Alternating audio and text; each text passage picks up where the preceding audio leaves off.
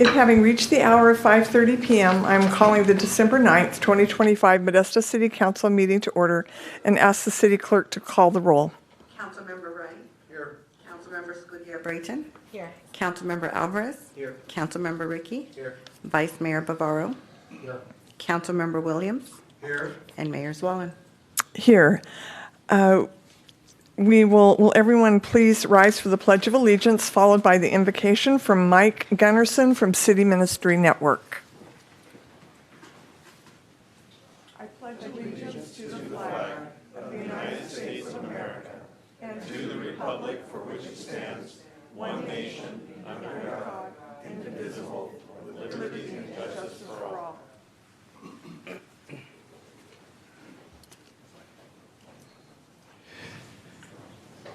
Heavenly Father, I want to thank you for this cold but beautiful season here in Modesto.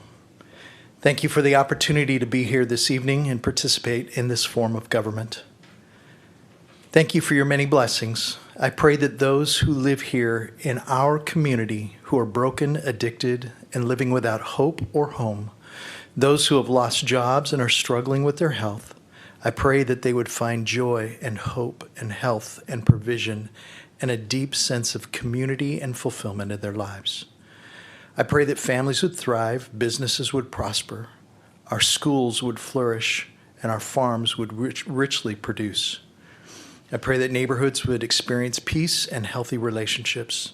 May this truly be a great community to grow up and to grow old in for every citizen. I pray for these elected officials tonight. I pray that you would bless their families, businesses, friendships, and health. May each of them fully come to know your love for them. Be with them tonight as they address the issues before them. Give them discernment, wisdom, and boldness to serve our city well. I pray this in your holy name. Amen. Amen. Thank you. Does the city clerk have any announcements? Yes, Mayor. Just a reminder, public comment is 3 minutes, and there's speaker cards at the entrance of the chambers. Thank you. Do any of the council members have any conflicts of interest? All right, seeing none. Next on the agenda is acknowledgements and presentations.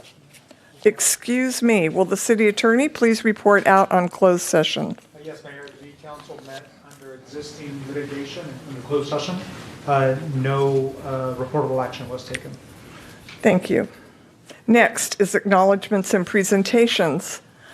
Item 1, presentations of the Certificate of Achievement for Excellence in Financial Reporting and Popular Annual Financial Reporting Award by Government Finance Officers Associations for fiscal year ending June 30th, 2024, and presentation for the Distinguished Budget Presentation Award by GFOA for fiscal year 2025-2026 budget. And presenting will be Joe Lopez, our city manager. Thank you, Mayor and Council. Tonight we are proud to recognize the City of Modesto's continued excellence in financial reporting and budgeting. Each year, the Government Finance Officers Association, better known as GFOA, evaluates thousands of government agencies across the United States and Canada. Earning even one GFOA award is a significant achievement. Earning all 3 places Modesto among a select group of high-performing organizations. This year, our city has once again demonstrated its commitment to transparency, accountability, and quality financial management. The City of Modesto has received the GFOA Certificate of Achievement for Excellence in Financial Reporting for its annual Comprehensive Financial Report, better known as the ACFR, for the year ending June 30th, 2024, our 42nd consecutive year earning this honor. Established in 1945, this program recognizes governments that exceed minimum reporting standards by demonstrating transparency and full disclosure. This achievement reflects the dedication of Accounting Manager Maria Garnica and the entire accounting division. The city has also earned the GFOA Popular Annual Financial Reporting Award for the 8th consecutive year. Created in 1991, the PAFR program encourages governments to present key ACFR information in a clear, accessible format for residents without a financial background. This recognition is due to the collaborative work of the Community and Media Relations team, accounting, and budget staff. And for the fifth fifth year in a row, the city has received the GFOA Distinguished Budget Presentation Award for fiscal year beginning July 1, 2024. This award is considered the highest form of recognition in governmental budgeting, honors the budget documents that excel as a policy guide, financial plan, operations guide, and a communication tool. This award reflects the outstanding efforts of the budget division and all city departments. By earning all 3 GFOA awards, Modesto is once again recognized with the GFOA Triple Crown, our 5th consecutive year achieving such distinction. This honor highlights the city's continued commitment to high-quality financial reporting, transparency, and adherence to national standards. It would not be possible without the hard work and dedication of all of our staff across the entire city of Modesto. Thank you, Mayor. Thank you for the presentation. Are there any comments from council members at this time? Councilmember Williams. Thank you, Mayor. I'd like to definitely congratulate all of those in that department, particularly Deanna, who actually always shoots for the stars. And if you go to her office, you'll know why. But thank you to all of you who did and do so much for this community and, of course, the city of Modesto to keep us straight. So thank you very much. All right. Councilmember Ricky. I think that everyone always takes good financial management for granted until it's not so good anymore. And so I just really appreciate the fact that our city is on lists like this and getting awards like this consistently every year. It shows what a high value the city of Modesto holds for financial responsibility. All right. Any other comments at this time? Thank you, everyone that's here this evening, plus those even that are not here and maybe listening online or just at home with their families, for all of your work and dedication to make this happen. And I think Councilmember Ricky stated it well, that it's maybe one of these things that we think is just expected, but it does not always happen that way. And we're grateful that we have you here to do the work for us and to be accountable to our residents primarily for strong fiscal and financial accountability. So thank you very much. We will come down for the presentation and photo.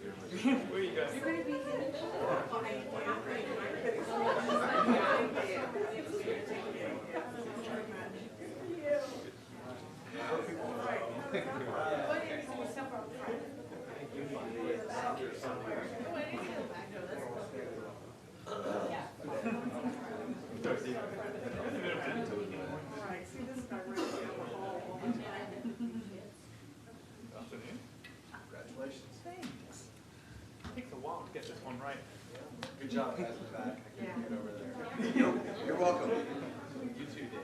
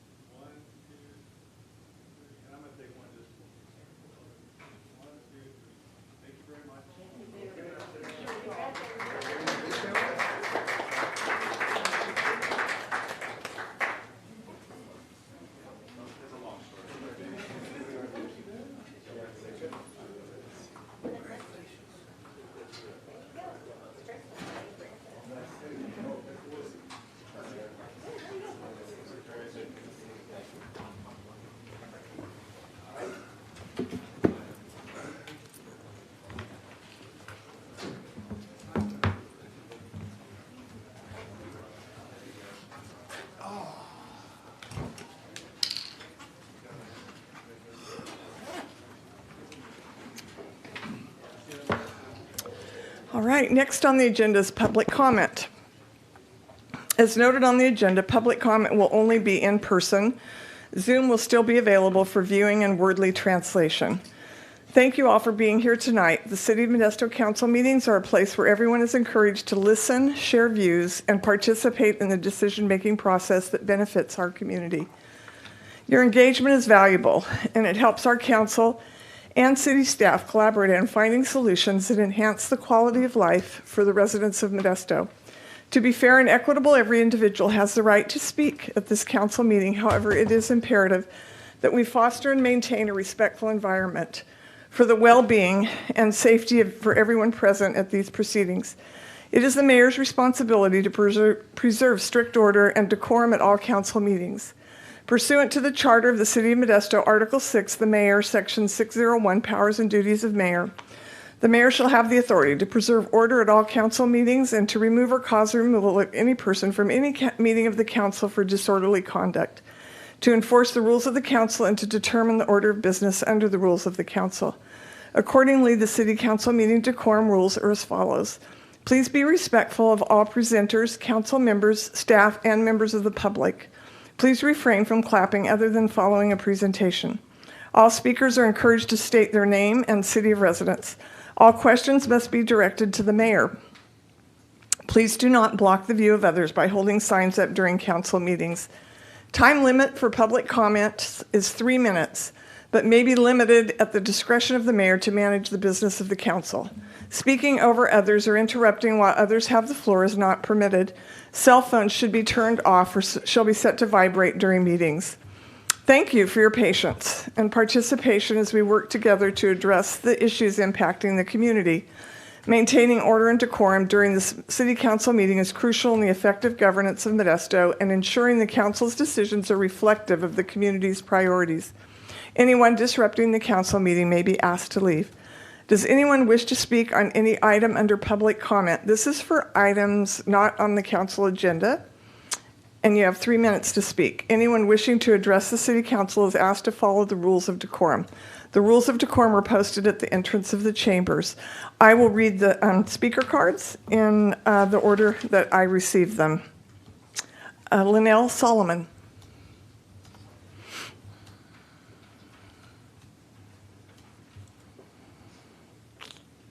Good evening, council members. Thank you for the opportunity to speak today. We are facing a housing crisis that demands immediate and coordinated action. In the coming months, hundreds of people in our community, families, seniors, veterans, and children, are at risk of losing their homes as existing support systems run out. With no federal funding available, the responsibility to act now falls squarely on us at the local level. These are not statistics. These are people who make up the fabric of our communities, our neighbors, our employees, our classmates, and our friends. And when someone loses their housing, they lose their stability. Jobs become harder to hold on to. Children fall behind in school. Physical and mental health decline. And once homelessness begins, the path back to stability becomes longer, more complex, and significantly more expensive for local governments to address. We know this. Every dollar we fail to invest in prevention today multiplies in crisis response costs tomorrow. This is why the emergency shelter must be part of our immediate strategy. We cannot wait for future grants or lengthy processes while people sleep in cars, in parks, on sidewalks. Emergency shelters are not the final solution, but they are the first layer of protection. They provide warmth, safety, dignity, while long-term solutions are developed. As we explore options, we must use resources we already have. One realistic, immediate possibility is the Modesto Century Plaza. With appropriate staffing, security, and coordination with service providers, it could serve as a short-term emergency shelter, a safe, controlled environment that prevents families and individuals from falling into street homelessness, while long-term housing strategies move forward. It is not perfect, but it is possible, and right now, possible is what people need. Local governments, nonprofit, and community partners must come together and align resources, streamline approvals, and identify spaces that can be activated quickly. Acting now protects public safety, public health, and human dignity, and it prevents far greater costs down the road. Housing is not a privilege, it is a basic human need and a foundation of a healthy community. Every night someone sleeps on the streets is not just a moral failure, It's a policy failure, but every step we take, every shelter bed we open, every family we keep housed, every unit we save is a powerful statement that we value the people we serve. The crisis is here, the need is immediate, and the time to act, to build, to protect, and to shelter is right now. Thank you. You're welcome. Thank you. John Carvalho?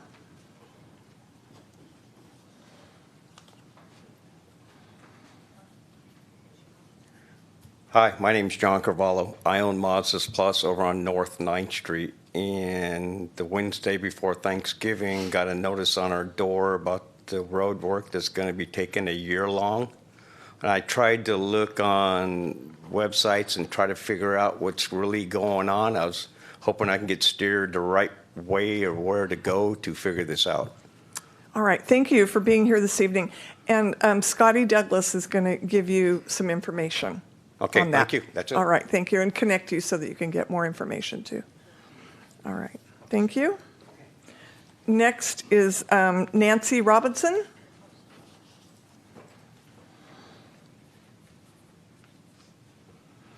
Good evening, Mayor and members of the City Council. It's my pleasure to be here this evening. My name, again, is Nancy Robinson. I live in Modesto. I'm president of the Modesto Garden Club, and I'm so glad that I've gotten to know so many of you. I'm here this evening to let you know about the upcoming annual Elegant Holiday Table Viewing, and I gave you all a flyer for it. This will be held tomorrow,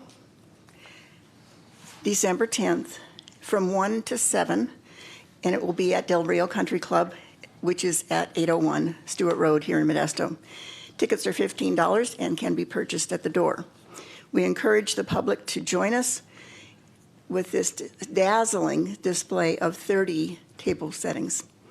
We also will have spectacular raffle items that you won't want to miss. We always appreciate the support of the community. Also, we have a date set for our annual Spring Garden Tour, which will be April 18th next year, this next year, 2026. And we already have 25 beautiful homes on our schedule. I'll be updating you more about that as the date approaches. As you know, the downtown center plaza is scheduled to be replaced with a soccer stadium. The Modesto Garden Club is actively involved in making sure that the Eileen Gallo Memorial Clock is relocated to an appropriate location in Modesto to continue for it to be the iconic symbol in Modesto that it is. We have just finished planting the clock for the winter. And a month ago, we also planted our 152 downtown pots to help make the city beautification what we maintain. Another honor worth mentioning is this last year, one of our members was selected as Youth Leader of the Year for the entire state of California among the 228 garden clubs for the California Garden Club Incorporated organization. She was recognized for demonstrating the most ingenuity and dedication in working with youth groups. She works in 19 elementary schools here in Modesto, teaching students the importance of eating properly and how to grow food with hands-on practical learning. Last September 19th, we installed a Blue Star Memorial marker, which our club purchased for the commemorative Air Force Central Valley, California Air Force Squadron hangar. This special ceremony was attended by many of the members of the City Council, and I really appreciate that. Thank you all for your support for the club. Have a wonderful Christmas, and don't forget our table viewing is tomorrow. God bless you. Thank you. Next is Lucas Spikesma.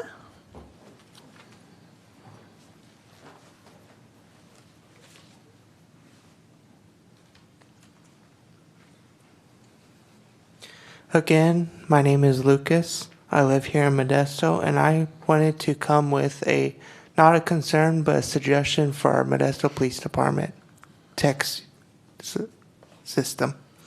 So my suggestion was to include Zero-Eye software in our schools, government facilities, and other concerned properties. To prevent further violence, we should consider a potential upgrade to Zero-Eyes to include one or more algorithms for sharp objects, including knives that could potentially be used in the commission of a violent crime. Thank you. any concerns from you. I appreciate your comments. Thank you. Next is Ray Ruiz.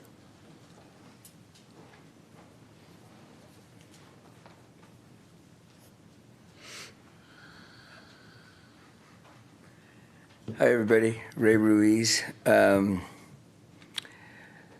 Sieber was my son. 20 days from today will be 5 years now since we've lost Trev. And my wife Darlene and I have been coming in to these meetings now since early 2021. And, 5 years later, I just want to say I don't see a change at all. Maybe you hired the OIR group, you hired a Community Police Review Board, which everybody knows is reviewed by the police. They don't review the police.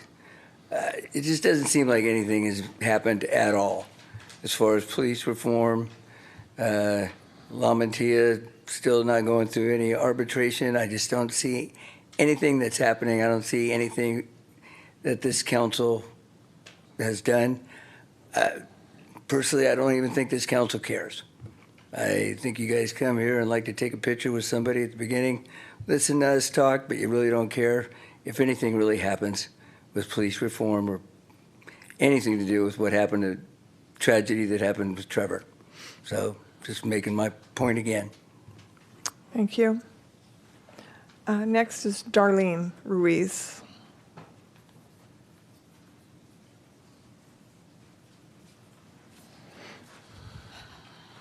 Good evening, City Council and Mayor. Like my husband said, in 20 days will be 5 years since Trevor was killed. I have some names to read. Francis, these are the people that Joseph Lamatilla has killed. Francisco Moran, 45 in 2010. Omar Vela Gomez, 21 in 2016. Kim Jackson, 53, 2016. Garrett Schmidt, 33, 2016. David Cummings was shot by Joseph Lamatilla 8 weeks before he shot and killed my son.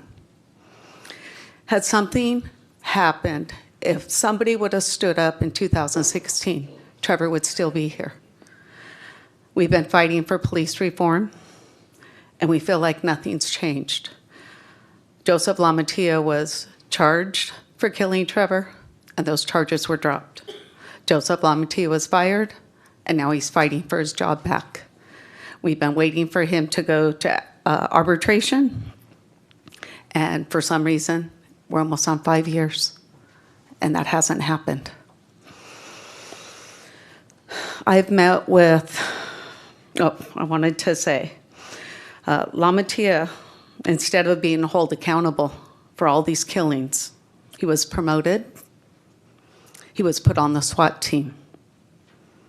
He was never held accountable for killing anyone. I've met and spoke with a lot of you on City Council and privately. Many of you have stood by me and my family and told us you support us and you don't believe Joseph Lamatilla should be on the police force. But publicly, not one of you have stood up with me or my family. Chris Rickey, you came to me and asked me to campaign with you to get Judge Carrie Stevens off the board, off as being a judge. But you said your name couldn't be anywhere, that I would have to put Trevor's name and our name on there, but you would back it. Why wouldn't you stand up with us? Why be two-faced? You back the police, but then you want me to campaign with you. How are we supposed to respect you?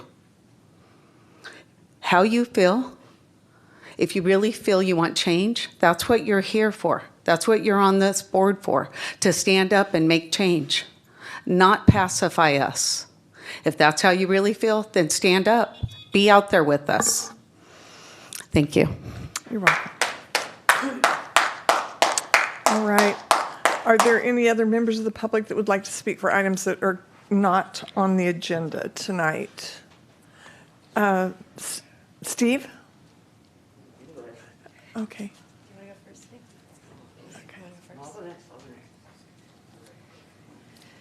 Mayor, City Council, my name is Harlan Diven. I'm a resident of Modesto. I want to mirror the comments that Trevor Stevers' family just made.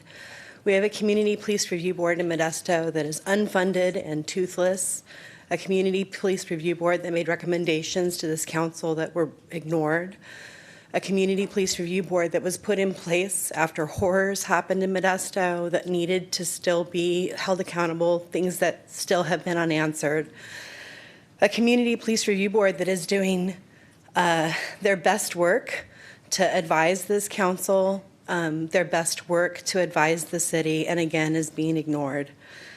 I ask that you open an independent investigation in MPD's actions on June 14th, 2025, where they wrongly arrested protesters in Modesto Center Plaza, or excuse me, in 10th Street Plaza, and broke bones in carrying out those arrests. I ask you to make the recommendations matter for the CPRB. I ask you to show more accountability to residents than you have here. You made more comments on the wonderful finance award that was received than you did about First Amendment violations in your city last week. It's hard to be a resident of Modesto right now and feel like I am heard, or that my opinion matters, or that the opinions of the 135 comments that were made here about First Amendment violations matter. I ask that this council look up from your phones and please pay attention when people are talking about these violations. Thank you. I'll be back every meeting. I'll be talking about this, and I want to see the Community Police Review Board treated with the respect and dignity that it was created with. Thank you. You're welcome. Right. Steve?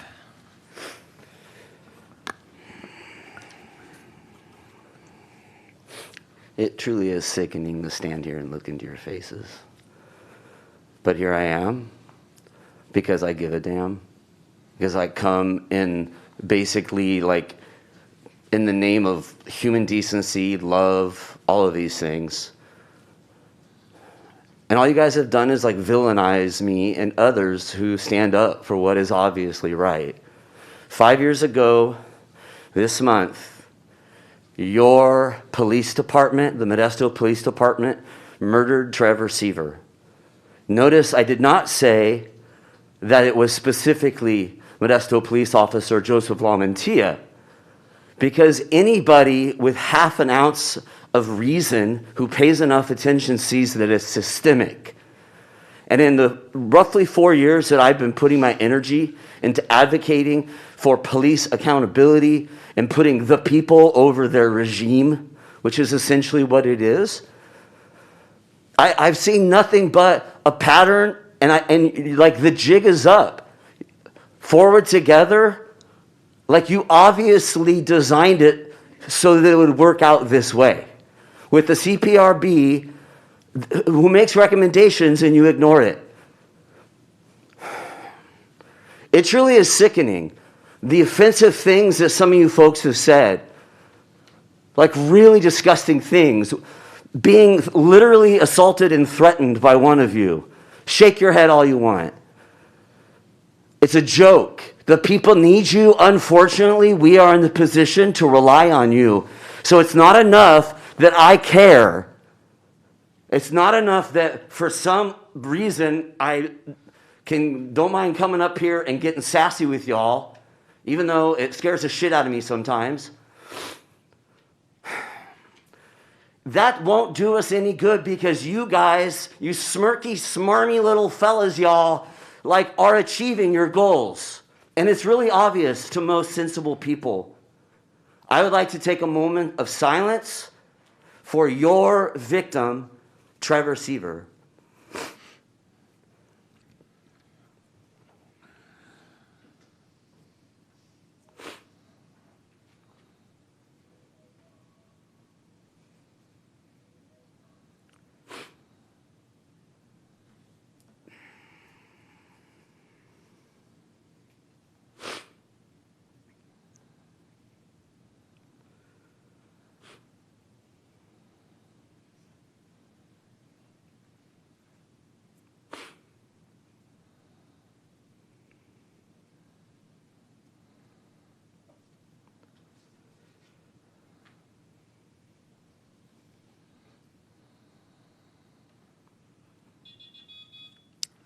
Thank you. Thank you for not listening whatsoever. Keep on your charade. Enjoy yourselves. All right. Is there anyone else that would like to speak for items not on the agenda? Thank you.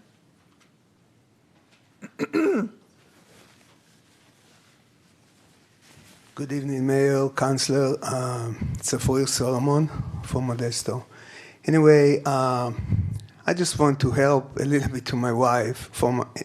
Not that she needs my help. She's doing a pretty good job for herself. But I just want to talk about the money that we're probably going to lose here, federal money that we're going to lose. And I think I talked about it about 2 years ago already. And you know, all this money that we're going to lose, and Chris Ricky, I remember you complaining that we blaming you and you just follow the rules and blah, blah, blah. Nobody blaming you. But I tell you what, I'm blaming all of you. Not when you knew that money been wasted on all this permanent housing, and you guys wouldn't agree to talk to the county people, talk to the people in Sacramento, talk to the people even in Washington, D.C., and do something about it. I tell you why federal government stopped giving money for permanent housing.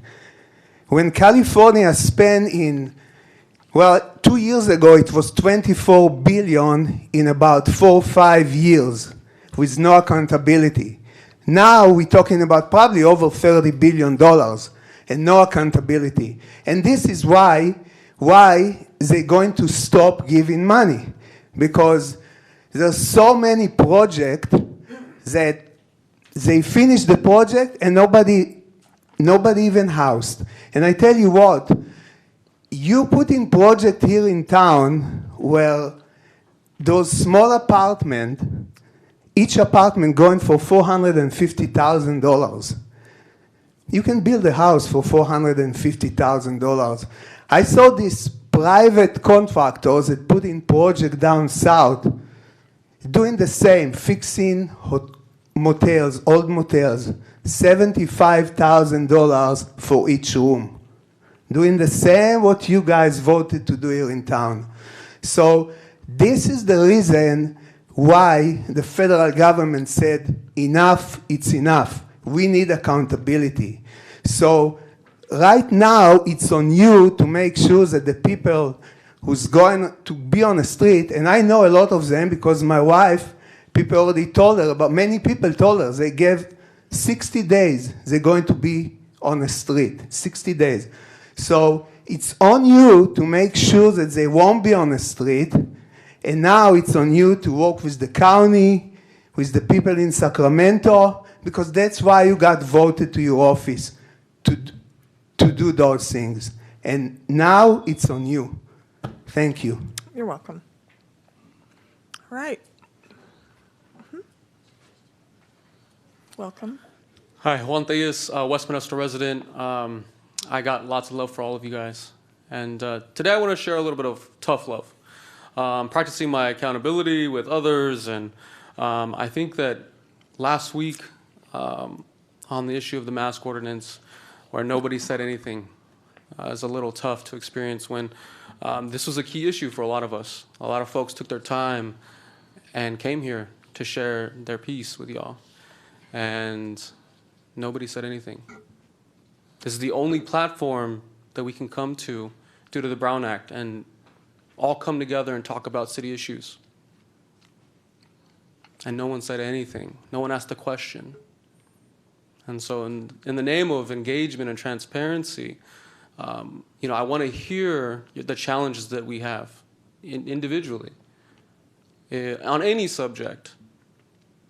But as leaders, we all need to be sharing what our thoughts are, where our challenges are, so that we know, the citizens, your constituents, we shouldn't be quiet, especially on issues where the First Amendment could be a concern. People care. Let us care with you. Thank you.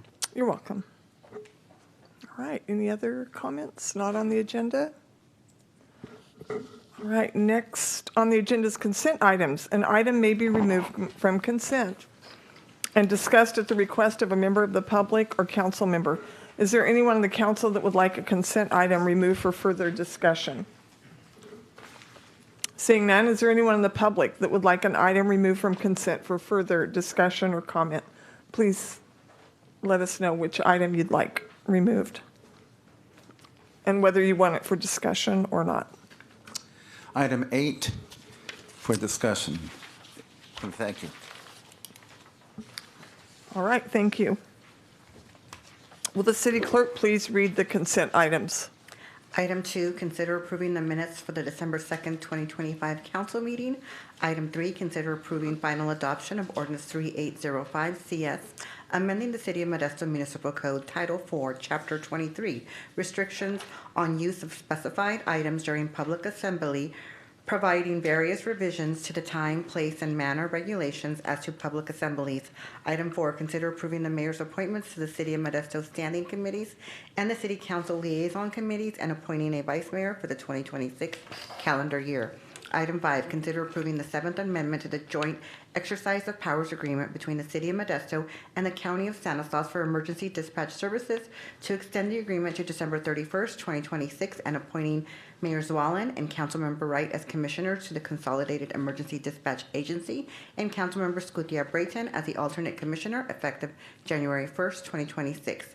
Item 6, consider approving the purchase of a restroom building for the Sherwood Park Restroom Replacement Project from Public Restroom Company of Minden, Nevada, for a total amount not to exceed $294,665. Item 7, consider approving the auditor's reports and schedule of Measure L program revenues and expenditures for fiscal year end June 30th, 2024. Item 8 was removed from consent. Thank you. May I have a motion to approve the consent calendar as read? So moved. Moved by Councilmember Alvarez, seconded by Councilmember Wright. And will the clerk please call the roll for this consent calendar? Councilmember Wright. Aye. Councilmember Scutia-Brayton. Aye. Councilmember Alvarez. Aye. Councilmember Ricky. Aye. Vice Mayor Bavaro. Aye.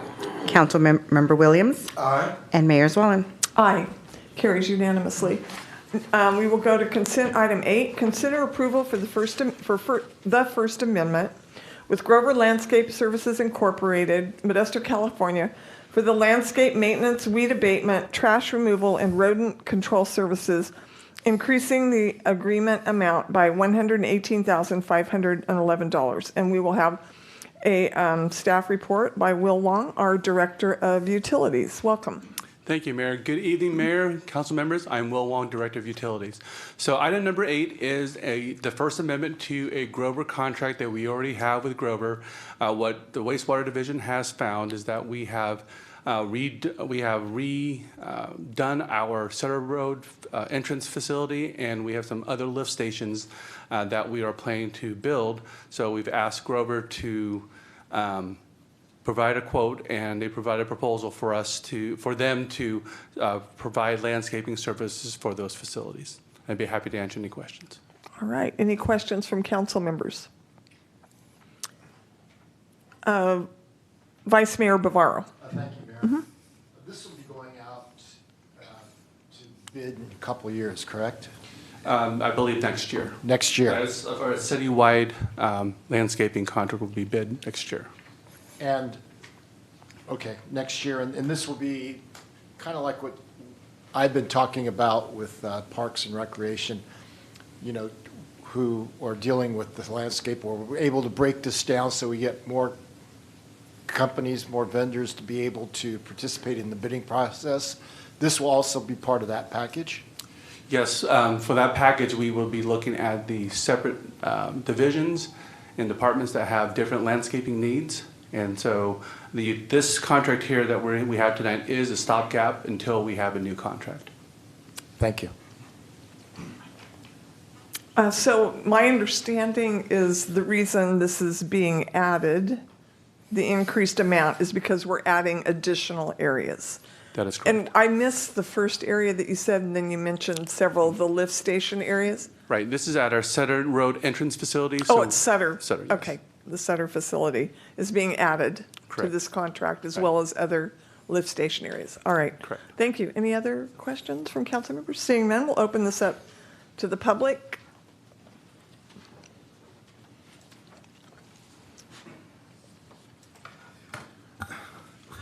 Yes, Kevin McClarty, District 1. So, well, first of all, I see that basically this doubled in cost, but I guess he explained that it's because a lot of services were added. But the other thing is I'm concerned about the rodent control. The reason being that I want to know how the rodents are being killed. Are they being trapped or are they being poisoned? Because if they're being poisoned, then that engenders an environmental risk. Because that means that any animal that eats that rodent can die too. Owls, hawks, cats, other animals. Now you've got an environmental problem that you've created by poisoning these rodents. And so, how is the rodent killing being done? And also, specifically, what kind of rodents are being killed? Are we talking about mice, rats, or what are we talking about here? Are they in their natural environment? Are we killing rodents in their natural environment? You know, and it begs the question of, okay, if they're being killed in their natural environment, where do they have a right to live? I mean, every animal, every species has a right to live somewhere. So, you know, I understand the concern about rodents in, you know, urban areas and in subdivisions and things like that. But if we're killing them out in fields and things like that, that's their natural environment. So, there are some real environmental concerns that I have pertaining to this that I would like to have addressed. Thank you. You're welcome. Thank you. If you could please address those to the best of your ability or follow up with more information later. Yeah, thank you. I am not a rodent control expert. However, rodent control is very important for the city facilities, so we're not going out in the fields. This is only controlled at our facilities, so at the center entrance as well as our different lift stations. Rodents have been a nuisance. They are known to chew wires of our pumps and electrical equipment, so we want to make sure that we address those issues that are happening on our sites. All right. Thank you. Any other comments from the public regarding item 8, consent item 8? Seeing none, I'll bring this back to the council. Any comments from council members? Seeing none, I need a motion for a resolution approving the First Amendment with Grover Landscape Services Incorporated, Modesto, California, for the landscape maintenance, weed abatement, trash removal, and rodent control services, increasing the agreement amount by $118,511 to a new estimated annual amount of $240,465, a new total amount of $1,148,858 through the term of the agreement, and authorizing the city manager or his designee to execute the amendment. Do I have a motion? So moved. Second. Motion by Councilmember Wright, second by Councilmember Ricky. Will the clerk please call the roll for this item? Councilmember Wright. Aye. Councilmember Scudetto-Brayton. Aye. Councilmember Alvarez. Aye. Councilmember Ricky. Aye. Vice Mayor Bavaro. Aye. Councilmember Williams. Aye. And Mayor Zwellen. Aye. Carries unanimously. Next on the agenda is council comments and reports. Do any council members have any comments or reports? Councilmember Wright. Thank you, Mayor. I just want to thank our team for our National Night Out. Modesto came in #1 in California for National Night Out, and we're #5 in the nation. So, I mean, that's a great, great honor. I think we've been #1 for the last several years, I believe, if I'm not mistaken. So I want to thank our police department, our chat team, all of our officers that are out there, fire department, and everybody that was out on National Night Out. Also, I want to just report some information about our crime in Modesto. Our major violent crime is down 13%. There's 0 homicides so far this year. Robbery down 23%. Major property crimes were down 25%. Auto theft was down 44%. Commercial burglary is down 34%. Residential burglary is down 12%. Sex offenses were down 28%, and DUI crashes were down 20%. So our police department, along with our chat team and our park rangers, we have everybody working together as a team to really make this a safe city for Modesto. My hat's off to our chief and his team for really doing a great job. Thank you. All right, thank you. Councilmember Ricky. Thanks, Mayor. I want to start off by echoing Councilmember Wright's sentiments here. It's clear that the plan that the city and MPD came up with to harness Measure H dollars has really directly benefited the city in terms of a lot of reduced crime, and I think that we need to really look over that and appreciate that work because it was done right, and we need to look at ways we can learn from the moves that we've made and try to make more moves like that because it's working. Yeah, so agree. Everyone's asking also what we're actually doing to improve the Stanislaus Animal Shelter. I've been here talking about things we should do. And the answer is that we're executing the plan. We've signed up over 100 people for the Fix SASA team in the first 24 hours. And we'll be starting to make recommendations to all the councils and boards that are involved in the animal shelter in January. It's not too late. You too can join the movement to change SASA. So send me an email at cricky, that's CRICCI, at modestogov.com, and I'll send you a sign-up link. However, in the spirit of the season, though, I have a few things that I need to ask Santa to try to do, just for now. And now I know, times are pretty tough right now, so I'm going to only ask for things that won't cost Stanislaus Animal Services any money at all. So, Santa, can you have Salsa allow people to drop off animals without an appointment? And can you make the euthanasia deadline at a time when regular humans are awake so that more dogs are saved? And Santa, can you have the shelter answer the phone when people call? And saving the best for last, can you release Best Friends and end the capacity of care model? If anyone can help move hearts, maybe even more than Salsa, it's you, Santa. So thank you for listening and for caring and for giving us hope that next year can be better for every animal who needs us. All right, and Councilmember Williams. Thank you, Mayor. And I also agree with both of my colleagues' comments, including the Santa one. Thought that was quite interesting and unique. Thank you for doing that. I definitely want to thank the council and mayor for their vote of confidence for myself to be able to serve as vice mayor in the year 2026. I will definitely do my best job. Also, my grandson had a birthday and he turned 6 on the 29th of November, but today is his sister's birthday who turns 3. My grandson's name is Zayden King Jeremiah Williams, and then my granddaughter's name is Zaria Rose Williams. So happy birthday to both of them, and may their Santa provide for them as well. And lastly, Merry Christmas to each and every one of you, and Happy New Year, because we won't be able to see you until then.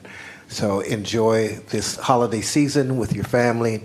I know, as it was already spoken, there were some tragedies, and of course, that is not good. However, let's do the best we can to love one another in this community.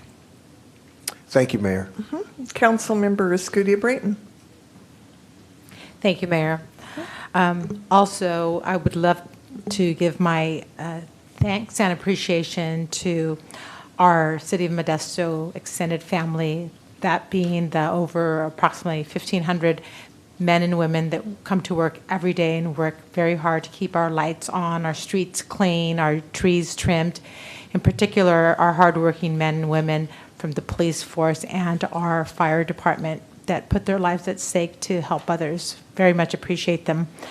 And given that this is our last meeting for the year, it's been a tough year. It's been a hard year, and we've had many successes, and I'm grateful for them. And in the vein of Chris Rickey, I also chose to be a little bit creative at this meeting, and I have come out of my comfort zone a little bit this year. Last week, I actually sang a song at a tree lighting ceremony that I attended. So for this meeting, I did a very quick poem that I'm going to read to you all. Okay, no laughter, because I wrote this with all sincerity. A holiday Modesto poem from me to you. May this season bring peace to your homes, laughter to your streets, love to our hearts, and prosperity to our region. Central Valley magic, not flashy, not real. No, not flashy, but real. Hard work, big heart, strong roots, holiday cheer. We have much to celebrate. Our wins have been many. From baseball to soccer to parades, Modesto continues to innovate so we can motivate all who call Modesto home. We got here together. No one did it alone. By working as one for this city we all call home. So let us be thankful for the many blessings we share. And from my family to yours, happy holidays, good health, and good care. Happy holidays, everyone. Be well. Beautiful. All right. All right. I just would like to report on the South Modesto Business United Posada, where probably, I don't know, hundreds if not thousands of gifts are given away to children to celebrate Christmas and the holiday season, and it's heartwarming to be a part of that and to see the smiles on their faces. I was invited and participated in the Shriners Children's Hospital tree lighting ceremony in Sacramento. Councilmember Scudia Brayton attended with me also in Sacramento, and one of our very own children from Modesto named Micah, who is a double amputee and is just a champ all the way around, was honored as one of the children who had a tree lit in his name. So he was there with his family, and it was truly an honor to be there and honor Micah that evening last week. And our parade was cold, but our streets were lined with thousands of people. The colors, the lights, the participation was humbling. It was really a beautiful thing for our community, something to celebrate, and again, especially for children to enjoy. So I was pleased to see the excitement surrounding the parade. I don't see anyone else for comments and reports. Does the city manager have any comments and reports? Yes, Mayor, thank you. Just want to take a moment to recognize Bill Sandu on a distinguished career here with the City of Modesto. Bill is retiring on Christmas, so maybe Santa's delivering special gifts, Councilmember Rickey, for Mr. Sandu. Cats. So we just want to give you a little history on Bill. He was born and raised in India and came to the United States and earned a master's degree in civil engineering from Sac State. Go Hornets. There you go. I'm a Hornet myself. Bill has over 31 years of experience, and prior to coming to the City of Modesto, he worked for the state of California for 10 years and joined the city in 2004 as a senior civil engineer in the then Public Works Division before transferring to CED, becoming the city engineer in 2008. Bill was promoted again to the Public Works Director in 2015, where he inherited a new department and was responsible for rebuilding and restructuring the department that you see today. Some of Bill's highlights that I will note are he project managed the $65 million Pellendale interchange. So as you guys drive under the Pellendale interchange, you can thank Bill Sandu for that. And if you don't like it, I'm sure he'll share his personal email with everybody. And I think the one that that will probably go the most unnoticed, but I believe was the most impactful, was his strategy to eliminate our high voltage circuit that plagued this city for many, many years. And it was through his hard work and dedication that he found the funding sources as well as the strategy to complete that project in an expeditious and timely manner. So thank you, Bill, for all that you've done. Your accomplishments here will be long-lasting, and we wish you the best of luck in your future endeavors. Wow. Thank you, Bill. We appreciate you, and you will be missed. Thank you. Next on the agenda is hearings. Item 9, a hearing to consider approving final adoption of ordinance 3802-C.S. repealing and replacing Chapter 1 of Title 3 of the Modesto Municipal Code, amending the city's fire code to adopt the 2025 California Fire Code. And we will have a staff report. Welcome. Good evening, Honorable Mayor, members of council, city staff, members of the public, David Bickle, Deputy Fire Chief, and your Fire Marshal.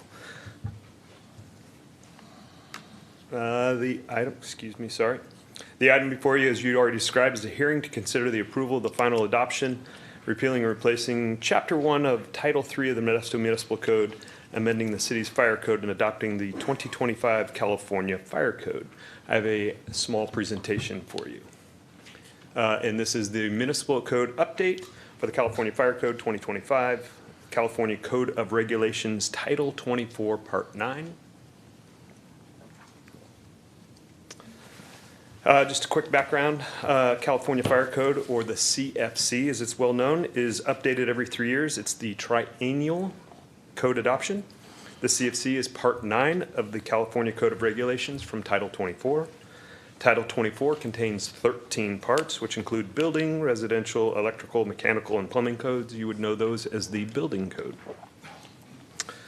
Title 24 is regulated by the state of California legislature, and Part 9, as we're dealing with tonight, is delegated to the California State Fire Marshal for regulation and enforcement. Title 24 is based off the International Code Council, or the ICC, building standards, which is considered the model code. State code adoption timelines. So in January of 2025, the ICC, or the International Code Council, released the 2024 Fire Code.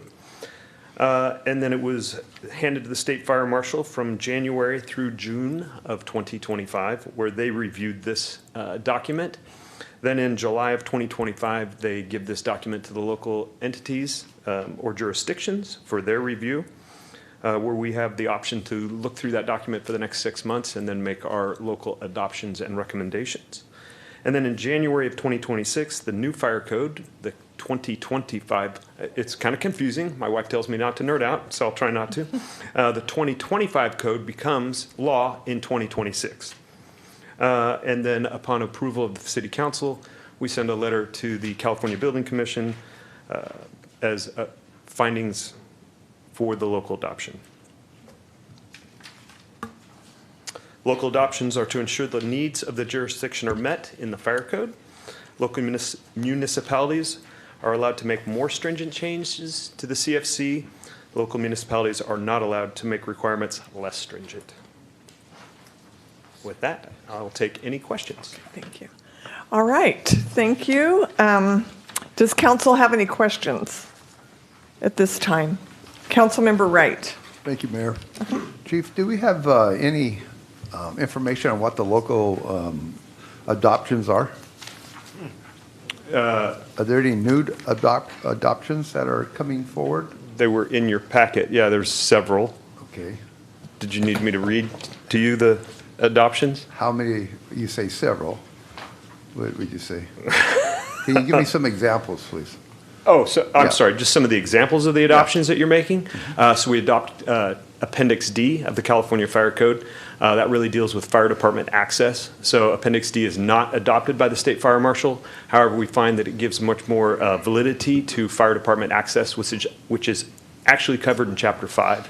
So some specifics about that, you would see a dead-end road or a fire lane, but in then Appendix D, we actually find where it gives greater detail on that, especially when it comes to like a gated community, about gates that they're going to put across that, single lane, fire lanes are, I'm going to nerd out, sorry, 20 feet, but in there, it allows for it to go down to 12, but our local adoption says it should only be down to 15 feet.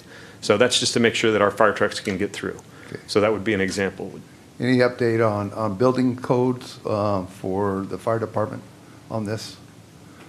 Well, building codes would be adopted, and so the building department, the building codes and the fire codes are similar when it comes to Chapter 9 for fire sprinklers, Chapter Right. 10 when it comes to egress. So we don't make too many adoptions in Chapter 10 because the state adopts that. Okay. When it comes to Chapter 9, that's where we get sprinklers and fire alarms. So we make some more local stringent adoptions there for fire sprinkler ordinance, fire alarms. So when it comes to things like UL certifications and items like that, updating your fire panel, we try and make sure that they're more up to date and covered by NFPA 72, Chapter 26, where that's where we want central station monitoring. So when the alarm goes off, if there's a problem, we have a runner service that comes within 4 hours to make sure that the alarm's at least being looked at and taken care of. Thank you. You're welcome. Councilmember Williams. Thank you, Mayor. So, David, Yes, sir. are there any changes to the public events? Anything on public events or for the fire marshal on public events? Not when it comes to the fire code. Okay, No. perfect. No. Thank you. Just checking. Nope. Your public events, we work with Parks on that, and we developed a good guideline to try and help be Okay. forward-facing to the public and streamline that, but also ensure that we get those items. But no changes. No, sir. Thank you. All right, any other questions from council at this time? Seeing none, I'll now open the public hearing. Are there any members of the public that would like to come forward regarding item 9? Seeing none, I will close public comments. Any comments from council members? None at this time. I need a motion approving final adoption of ordinance 3802-CS repealing and replacing Chapter 1 of Title 3 of the Modesto Municipal Code, amending the city's fire code to adopt the 2025 California Fire Code. Do I have a motion? So moved. Second. Moved by Vice Mayor Bavaro, seconded by Councilmember Williams. Will the clerk please call the roll for this item? Councilmember Wright. Aye. Councilmember Gutierrez-Brayton. Aye. Councilmember Alvarez. Aye. Councilmember Ricky. Aye. Vice Mayor Bavaro. Aye. Councilmember Williams. Aye. And Mayor Zwollen. Aye, carries unanimously, 7-0. Next, item 10, a hearing to consider accepting the public health goals on the City of Modesto's water system in compliance with Title 22 of the California Health and Safety Code. And we will have a staff report. Welcome. Good evening, Mayor and members of the council. Manuel Martinez, Water Division Manager. I have a quick report for you on the 2025 Public Health Goals Report.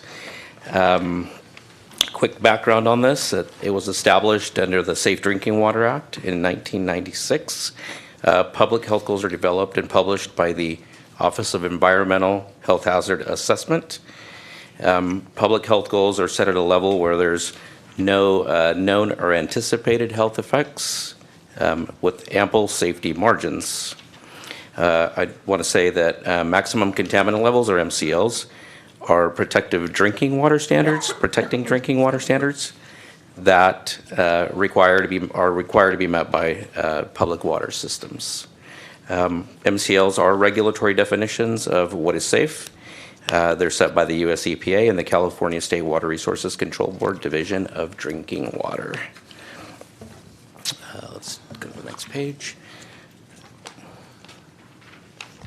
Sorry about that. The City of Modesto Public Health Goal Report is required to include a numerical public health risk, the category or type of the health risk, the best available treatment technology, and the total annual O&M cost to treat the constituents. Okay. Next slide. This is the actual list of constituents. This is the 3-year report, so 2025. We've reported on some of these. There are approximately 8 new ones. that meet the public health goals requirement to be reported on. Impacts to the City of Modesto. Okay.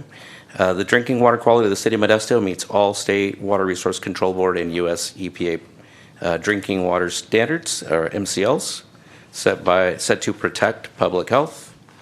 PHGs are based on public health risk considerations and are not required to be met by any public water systems. In the contiguous water system, Modesto, we have the surface water that provides for greater protection of public health without any additional investment in wellhead treatment. And the total cost to treat down to the PHG levels would be $51 million annually. And with that, staff recommends council accept the 2025 Public Health Goals Report. And I'd be happy to answer any questions. All right, thank you. Does council have any questions of staff?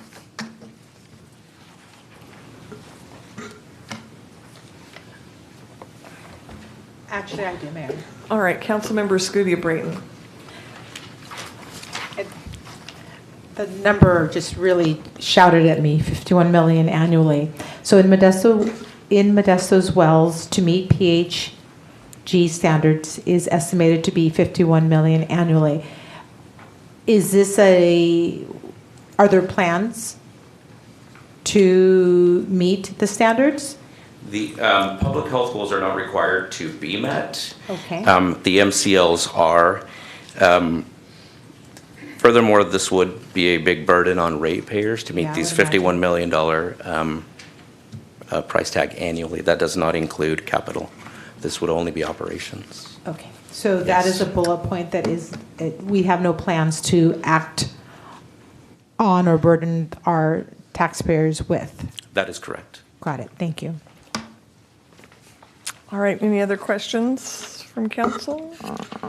Seeing none, I will, I'm sorry, Councilmember Wright.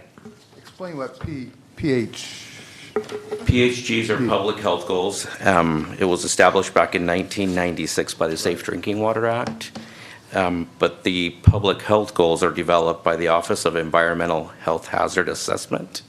It is a method of informing our council and the public. That's what the goal of the public health goals are. Thank you. You're welcome. All right, so I do need just a little more explanation about the slide 4, I guess, page 4. Okay. On this where it has the public health goals and then the MCL, which is the Yes. maximum contaminant limits, Correct. and then the maximum detected.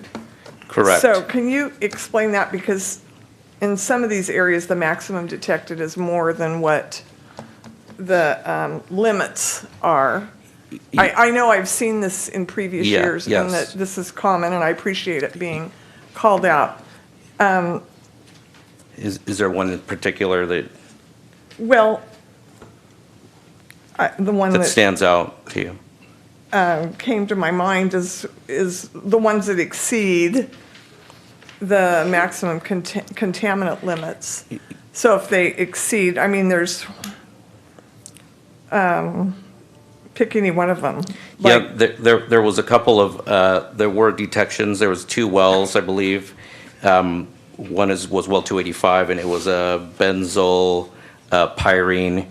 That well has since been turned off and is inactive.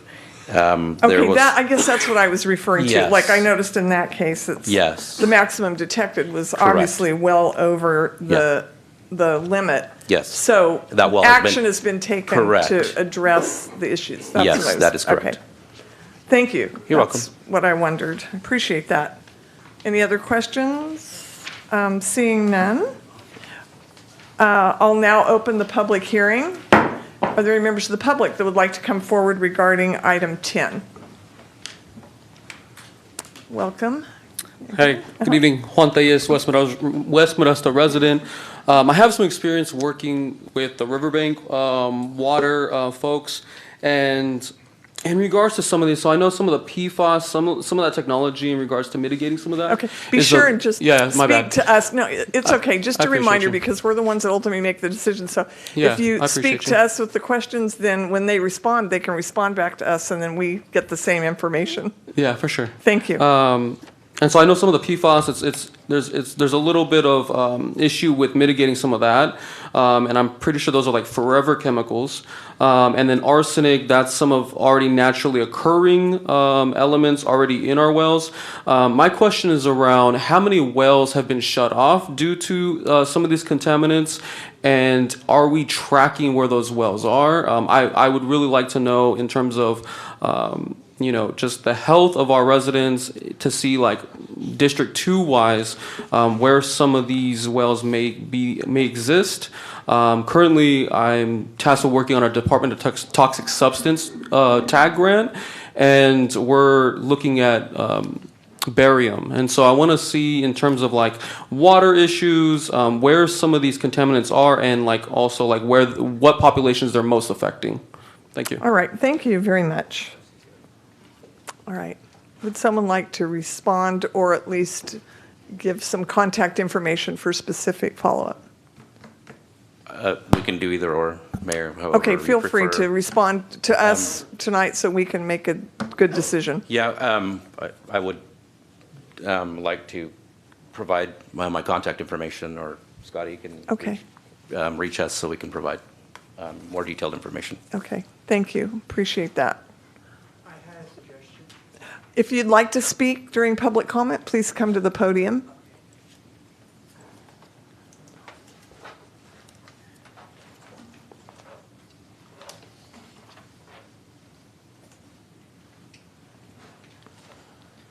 So I know the other young gentleman that just stepped down, he had mentioned Forever Chemicals, and he was correct on that. PFAS is Forever Chemicals. It's a class of Forever Chemicals. And I had a suggestion, Mayor, will we be able to further down the road help further mitigate Forever Chemicals in our water by investing in a filtration system? All right, thank you for that information, and we again can provide contact information to follow up with a response. Any other members of the public regarding item 10? Item 10? All right, seeing none, I will close public comments. Any council member comments at this time regarding this item? Council member Wright. Thank you, Mayor. It's my understanding that our water, 50% of our water comes from the river that's combined with some of our wells, correct?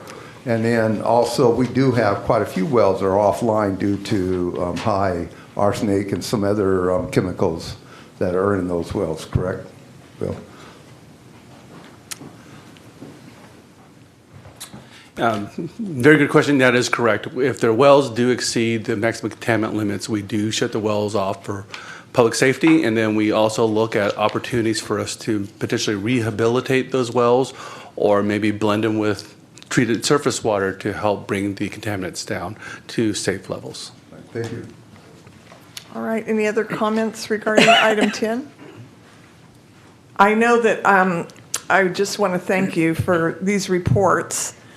And I've had many conversations with Will, our utilities director, surrounding these numbers. When I was first elected, took me some time to understand how this works. But this is a really important service, and so I do appreciate your work and efforts to address the concerns that we do have.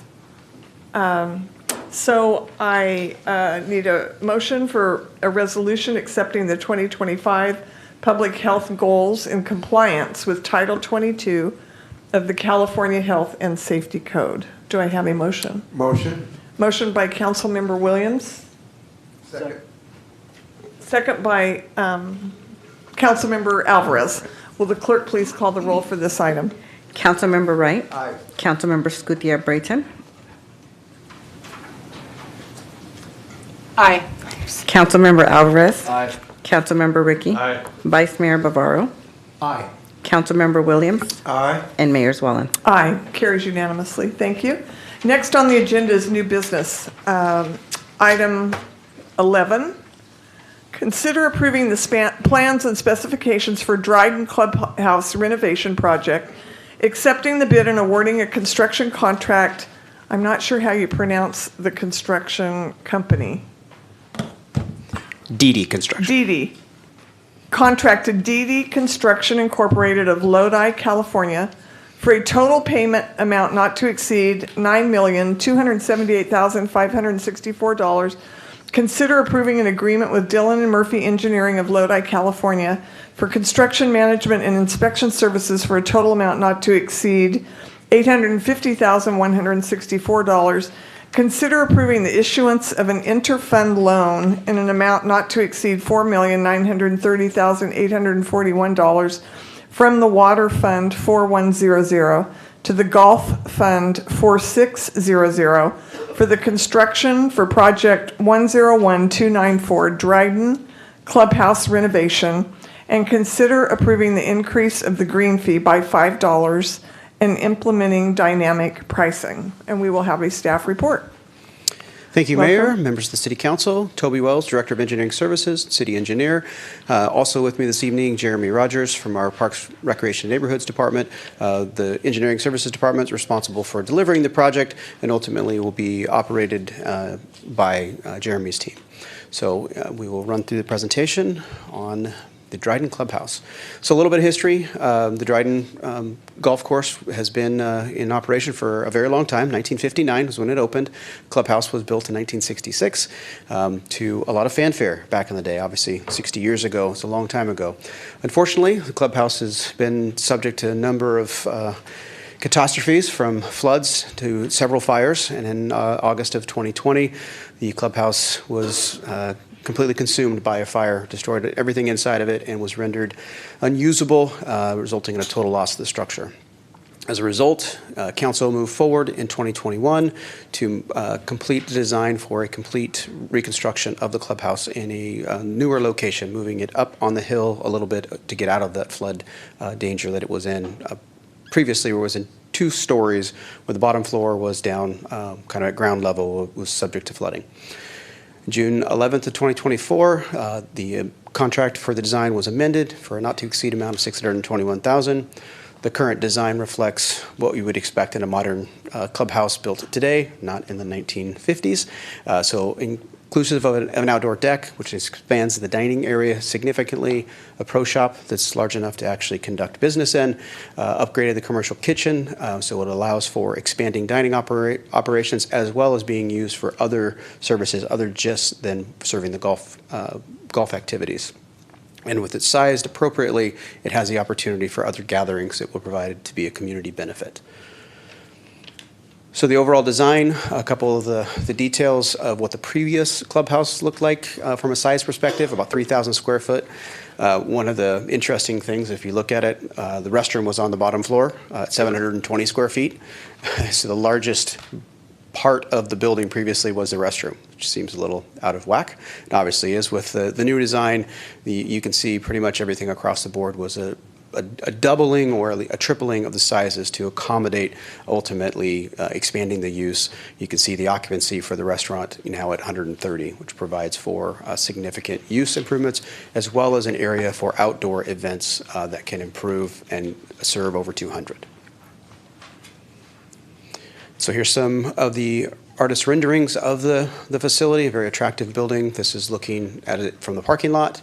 And then from the back side, i.e. from the golf course side, this would be the portions overlooking the existing golf course. And this is, again, on the bluff side of the course. Some renderings of the inside of the building, the restaurant, the pro shop, and the bar area of the restaurant. So in order to build a project like this, we're required by state law to do a public bidding process under the Public Contract Code. So we advertised the project in August 2025. We received 5 bids. However, 2 were deemed non-responsive, i.e. they had some flaws that were not correctable. The lowest responsive and responsible bidder is DD Construction. That bid amount of $8.5 million is well below the engineer's estimate. Adding a construction contingency for anything that may come up that's outside of the current design is recommended to be approved consistent with city policy. And if awarded this evening, we would expect the project to start in early 2026 with completion in 2027.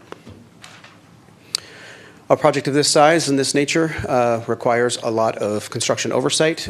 Current city staffing does not have enough capacity to accommodate that, so we put out an RFP to provide for some consultant services to help support city staff in the oversight. Dillon and Murphy Engineering was selected as the qualified firm to provide those services for a not to exceed amount of $772,000 with a 10% contingency, again, to handle any unforeseen items that may come up during construction. Speak up, please. Oh, my apologies. All right, and here's a summary of the project costs. Right as you say that, the mic goes out. Perfect timing, Councilmember. So the project costs, you can see the construction on the top, the construction management company with contingency for both of those items, construction administration of the city staff, design support during construction, the engineering design. This is the money that's already been spent to get us to this point, removing the existing temporary facilities and demolition, and then we'll get into this in a little more detail, some on-course improvements of $1 million, and I'll provide a little more detail on that for a total cost of $12.9 million. And the funding, where does the funding come from to provide funding for the project? So with the previous loss at the facility through the fire, we did receive an insurance claim of $4.6 million. We added ARPA funds that assisted in the design of the project. The Gulf Fund, $186,000. I'll provide a little context for that as well. Insurance proceedings, Measure H allocation, as well as an intra-fund loan, $4.9 million, to match that $12.9 million in funding to the $12.9 in expected costs. So a little bit of color about those different funding sources. The first, diving into the water fund loan. So it was recommended to approve a loan of $4.9 million for a period of 10 years. There will be interest accrued on that at the rate the city would receive that. That would be paid back from the Gulf Fund over the course of that 10 years to provide the funding for that portion of the project. In addition, as I mentioned, $1 million in on-course improvements, such as improvements to the bunkers and other improvements that have been recommended. The recommendation is to increase the green fees and implement dynamic pricing, and I'll cover that in just a second, to provide the Gulf Fund additional revenue to be able to pay back the loan and also facilitate those improvements to the course. And the overall dynamic pricing concept is summarized here. This is from the current operating partner that we have, Kemper Sports. This is the system that they use that allows for the pricing of the green fees to fluctuate with time and based on demand, i.e. think of it almost like surge pricing if you'd see in most other areas where on a Saturday morning at 10 a.m., the highest demand that we may have, or Sunday morning at 11, that's when the prices bump up a little bit, and a Tuesday morning at 10 a.m. is likely a little bit cheaper, allowing the flexibility in the rates to be able to, one, maximize the T-sheet, get as many people on the course as we possibly can, but at the same time, drive the revenue that we need to ensure that we are funding the courses adequately to provide the best level of service and a great golfing experience for our customers. And so what Kemper has provided us is a number of details and information of what they've implemented. This dynamic pricing has shown dramatic increases in both revenue and optimization of the T-sheet, and it has worked across over 80 courses that they have implemented this system into. So as the mayor read, we have 5 resolutions as part of the recommended action this evening. I'll summarize those with the bullets there. The first bullet is the actual award of the contract with a total not to exceed of $9.2 million, again, including that 8% contingency. Resolution approving the agreement with Dillon and Murphy for the construction management. Then the intra-fund loan from the water department to the Gulf Fund to be repaid with interest. The resolution with the budget amendments to make sure that we have all of the appropriate information to fully implement the project. And the last is the resolution increasing the green fees in accordance with Exhibit A. I will note there was a mistake in the package where the green fees for Creekside were cut off, and so I passed that out to Diane. We put some copies in the back for the public. It just inadvertently cut off the proposed rates for Creekside because it does implement the rate increase across the board to both courses. So wanted to make sure that was clear. The information was there for Dryden, but it would, like I said, inadvertently cut off in a margin, so it didn't show those rates. So we have included those, and I provided those for your note. And the pricing is per that exhibit, so it's approximately $5. The $5 being for the rate for your normal weekday or Saturday 18-hole rate. It's a little bit less for those other timeframes as shown on Exhibit A. With that, I'm happy to answer any questions. All right, thank you. Does council have any questions of staff? Vice Mayor Bavaro. Thank you, Mayor. So the total cost you say is going to be $9.2 million, correct? For the construction, correct. Construction. And $4.6 million is coming from the insurance? Correct. And 4.9 is coming from utilities, correct? That's a loan. It's a loan. Will be paid back by the Gulf Fund. Okay, so if you add those two together, it comes up to 9.5 million. So we're like 300,000 over. The total funding, I can go back to that slide if you'd like. The total. It says, well, maybe we can go back to it. Not to exceed $9.2 million in your So report. the other costs are the construction management. That's another million, as well as the city staff. So it's a total of 12.9 million is the total project cost and project revenues. Got it. Okay, and the Gulf Fund, that's $4.9 million. That's over 10 years. So not counting the interest, they're going to be paying $490,000 a year. Does the Gulf Fund generate that revenue to offset? Hence the need for the rate increases. So the combination of the rate increases with where it's currently at and projected to be, that it's expected to cover the repayment of those loans. Okay, the Gulf Fund is not running in a deficit anymore, correct?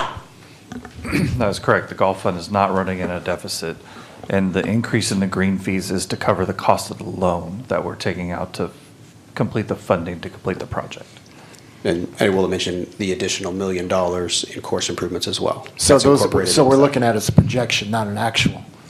But yeah, because So, this is forward in the future. what is our backup plan B, if enough funds are not generated to offset that loan? What is it going to dip into the general fund or Measure H?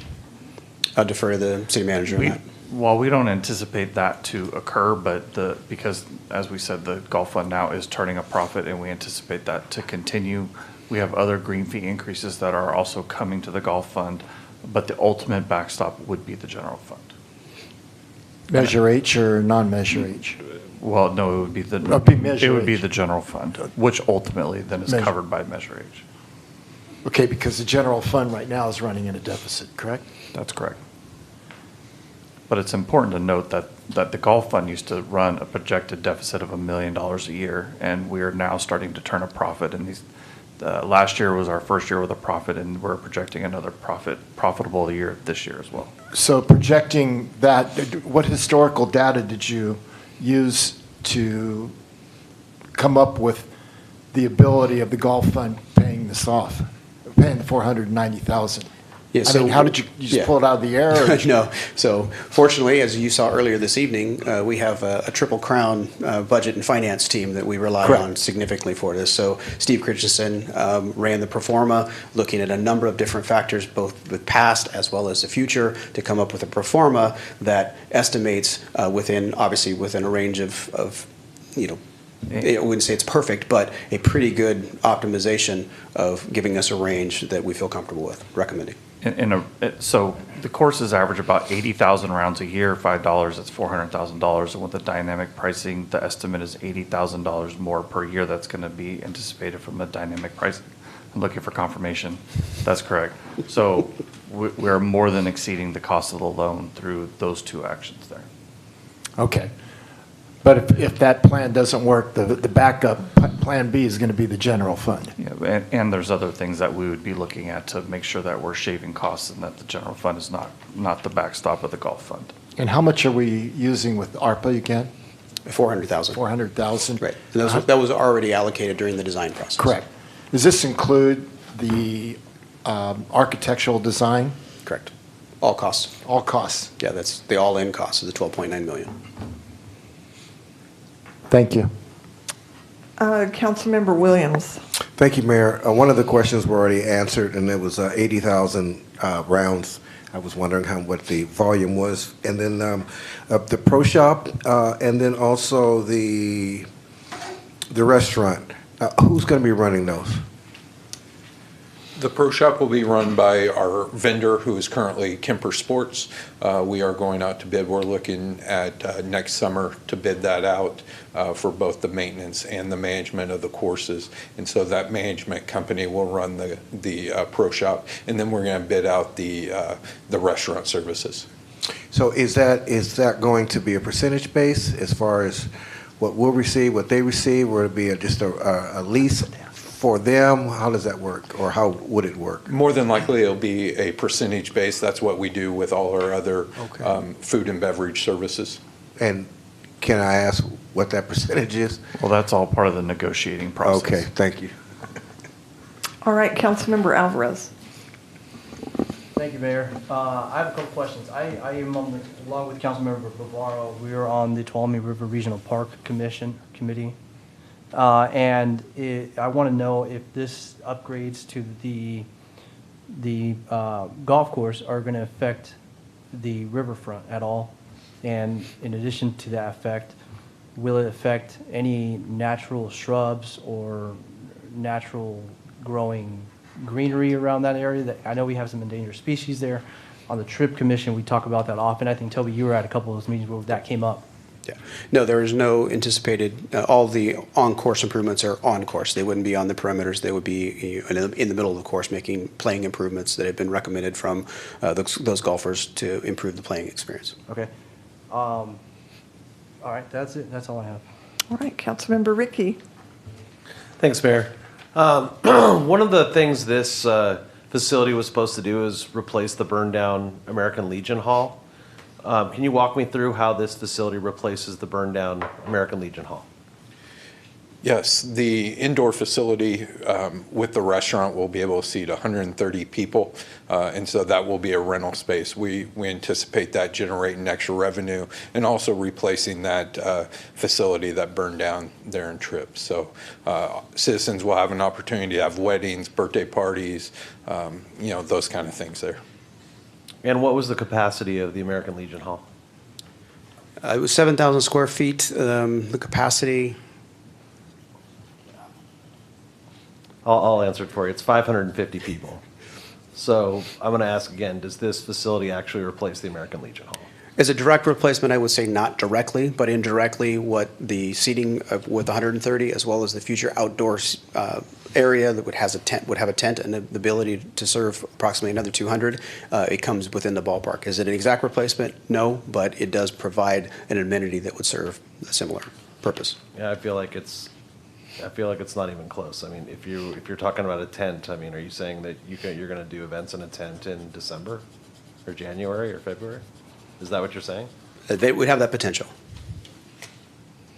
Walk me through how that would work. He operates it. We'll let him answer. These outdoor rental tents, they're air controlled, heat and air conditioner.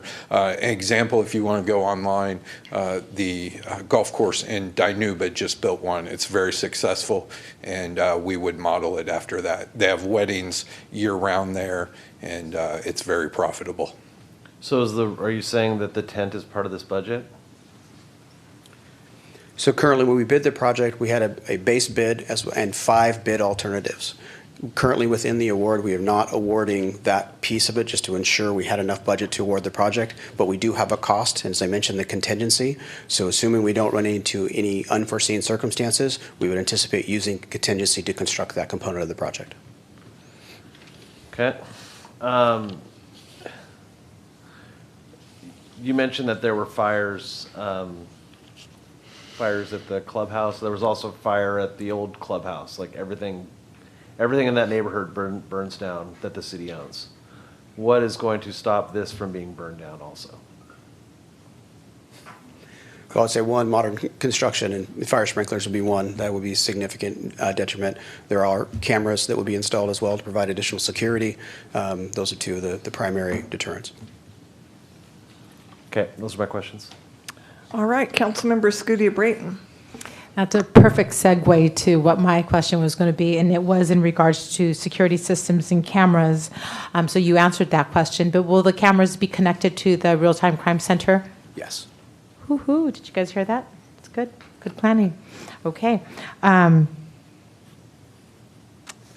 much is it anticipated that annually with the implementation of the dynamic pricing, how much are we anticipating funding revenue will be brought in now annually perhaps? When we met with Kemper, we asked them to run the numbers on what we would have made last year in 2024 if we had implemented dynamic pricing.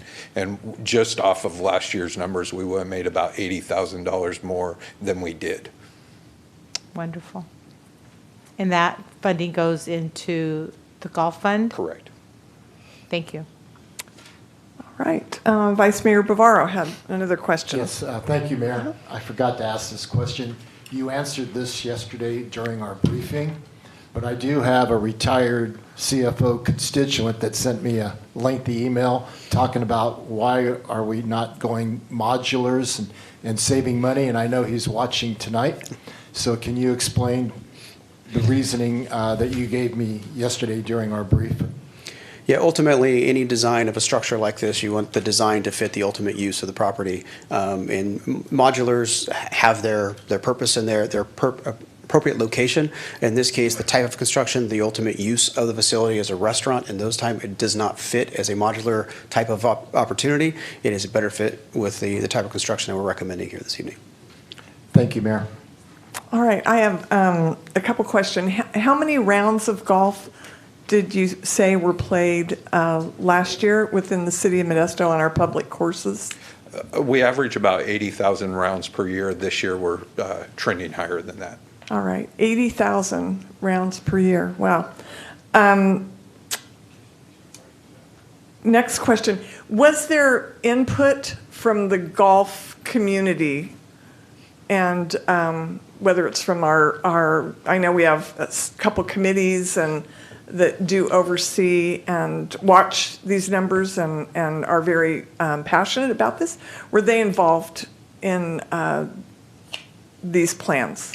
Absolutely. They've been involved. The Golf Course Advisory Committee has been involved from day one throughout this process, looking over the ideas and all the way up to the pricing and the increase in green fees. Okay, thank you. And when you say 80,000 rounds, is that 9 holes or 18 holes? That is 18 holes Wow. of golf. So, and do you know how many single users? Do you track that at all?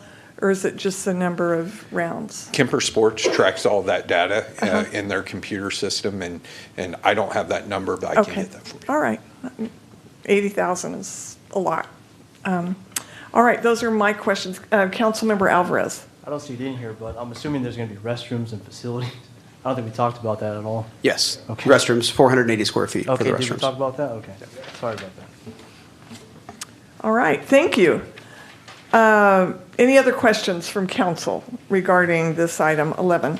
Seeing none, I'll open this up to the public. Are there any members of the public that would like to speak regarding this item?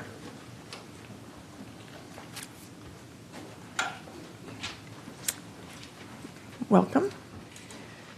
Good evening again. 37 years ago, the city opened the convention center right across the street from here, which they're supposed to have events over there, weddings. But the place, for some reason, just losing money year after year after year, and now you guys voted to take it down. So now we open a new place at Ryden Golf Course for events. You basically want the golfers to pay for a place that, I don't know, if you have some kind of a deal with a private business company, to run the place, they should put the money for it and not the golfers, you know. And let me tell you, the company who maintain the course, that's embarrassment. Beside the greens that they didn't, they okay. The rest of the course look like, not like a golf course. You know, and some people who play golf, you know, and I'm not a good golfer, I barely even bad golfer, but I love the game. And I play in a lot of different places, and I can compare, and it's embarrassment.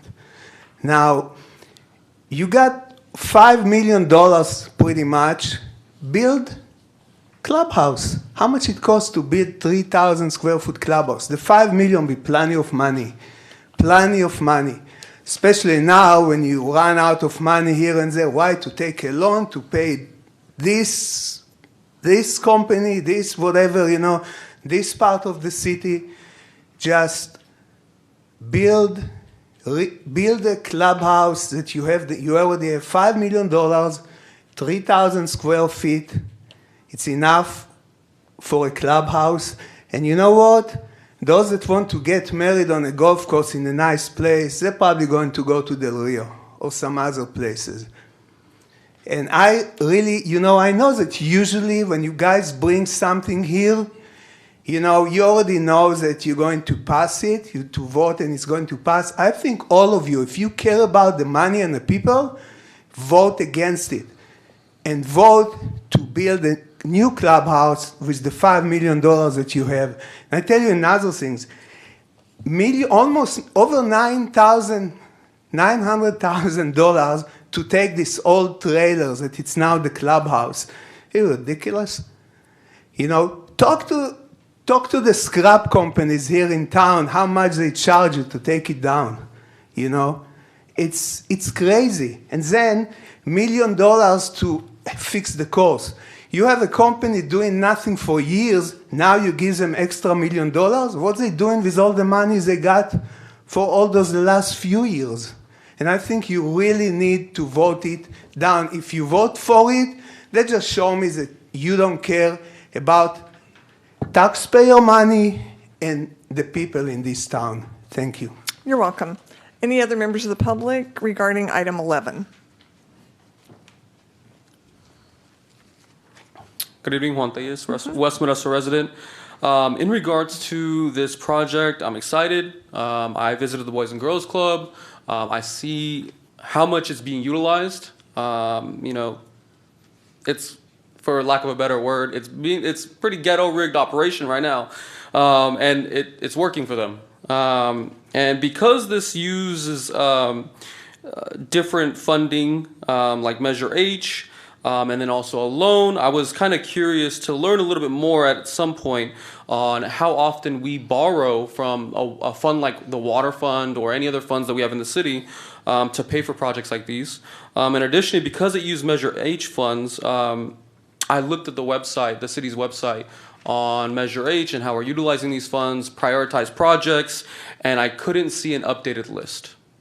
And so I think that's something that I would like to see updated, especially if it's using Measure H funds, which we are gathering, what, $39 million a year in these funds. And if we're using $2 million worth of funds for this project alone, that's really serving majority just the golf community. I think we can be utilizing the money a little bit more effectively, and especially if it's not set up to support something that was already there at one point, Legion. It's not adequate to replace that. And in regards to this facility, if you guys do approve this, I'd like to see the facility champion zero waste and energy efficiency. It's right by the river. And I'd also like to see this facility eliminate single-use plastics, and then also commit to waste sorting. Recycling, composting, things of that nature, because it is so close to the river, and I want to be a champion of the river, and I think that we need to do that. And because there's electric cars charging, air temperature, heated tent, that's a lot of energy. I didn't see in the itemized list that we were going to be spending any money on solar panels or any type of clean energy to supplement some of our energy use. And I think that may go a long way in terms of cost savings. So thank you. I appreciate you for your time. Thank you. Any other members of the public regarding this item? Seeing none, any comments from council members regarding item 11? Councilmember Wright. Thank you, Mayor. I'm excited about this project. I've had several phone calls and emails from golfers in the city. They are excited about the new clubhouse. They're excited that we're starting to put more money into our greens and making this a better golf course. And a lot of our golfers are really excited about what's coming down the road. So thank you, Jeremy and Toby, for putting everything together. I think this is going to be really great for our city. Thank you. Vice Mayor Bavaro. Thank you, Mayor. I will also be supporting this item. And I'd just like to say that I appreciate people who express their opinions to this council. I don't really make the connection here between the Central Center or the community Central Plaza and this project. I don't make the connection what the point was on that.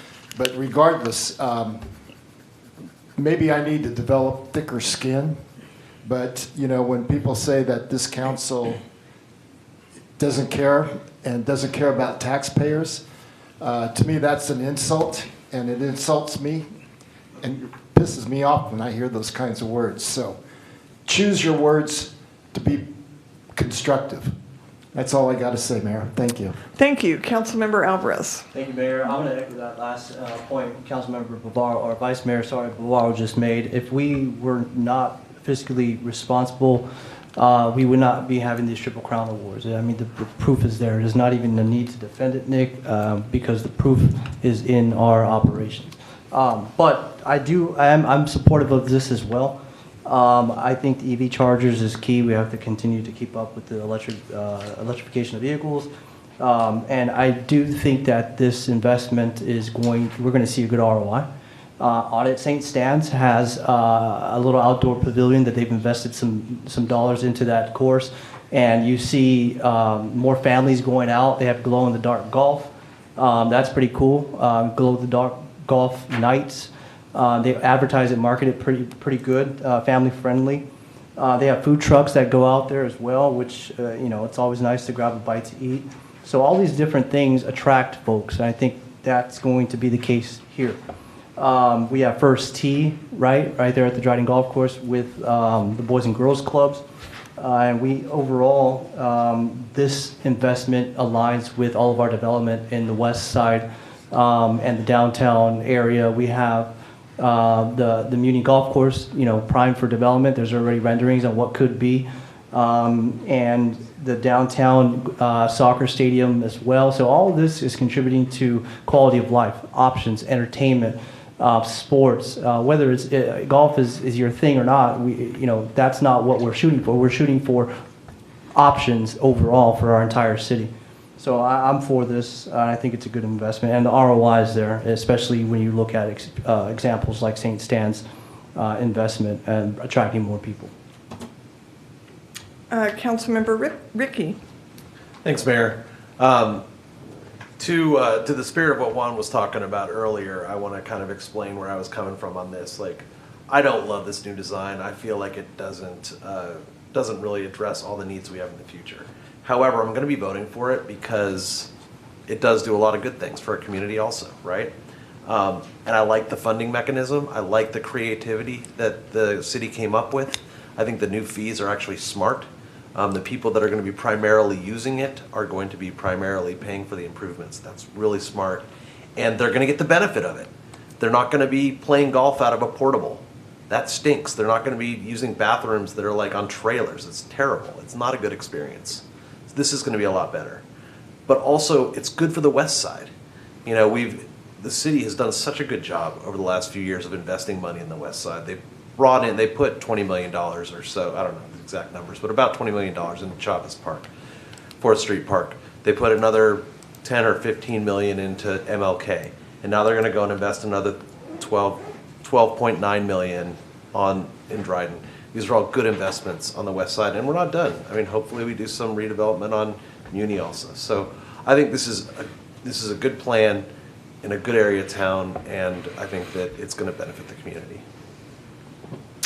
All right, any other comments regarding this item? I have a few comments to make.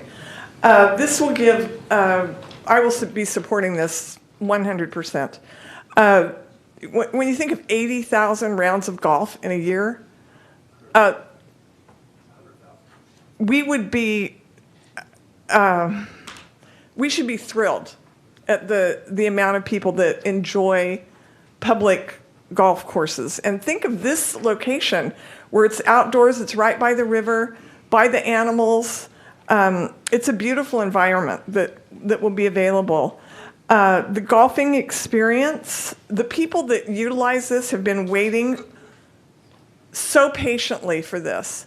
And when I was first elected, they were on me. We would hear from them, and they were very passionate about this and excited about it. But they're not complaining about it. They're waiting patiently. So here's an opportunity to bring back something that they enjoy and will enjoy even more. As far as the Legion Hall and rental space, we live in the state of California, which is a Mediterranean climate.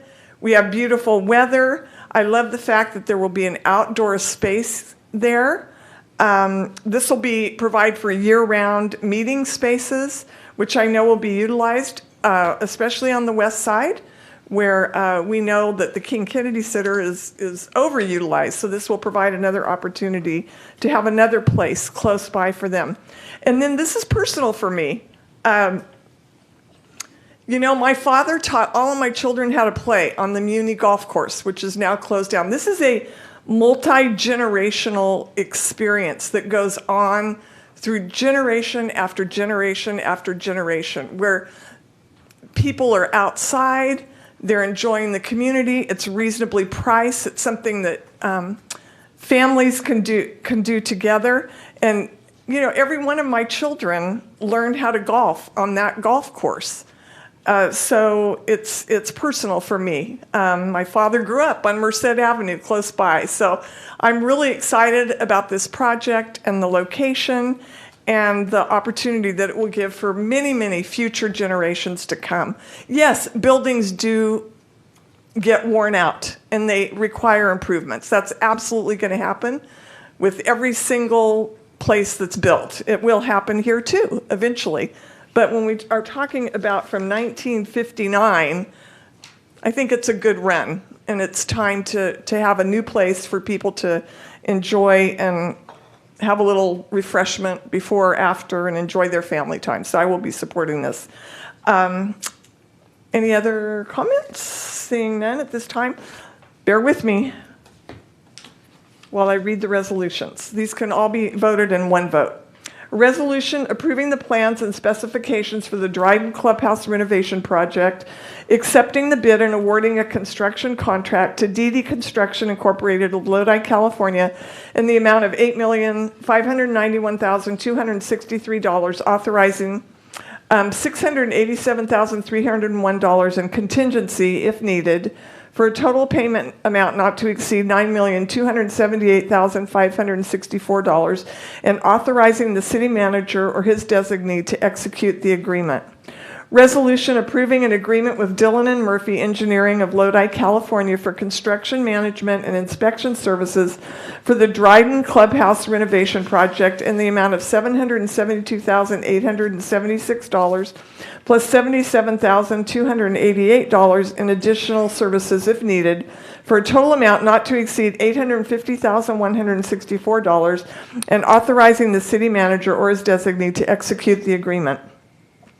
A resolution issuing an inter-fund loan in an amount not to exceed $4,930,841 from the Water Fund 4100 to the Golf Fund 4600 for the construction for Project 101294 Dryden Clubhouse renovation to include an interest rate on the loan equal to the actual rate of return earned by the city's investment portfolio during the 12-month period immediately preceding the payment date, and authorizing the city manager or his designee to implement the provisions of this resolution.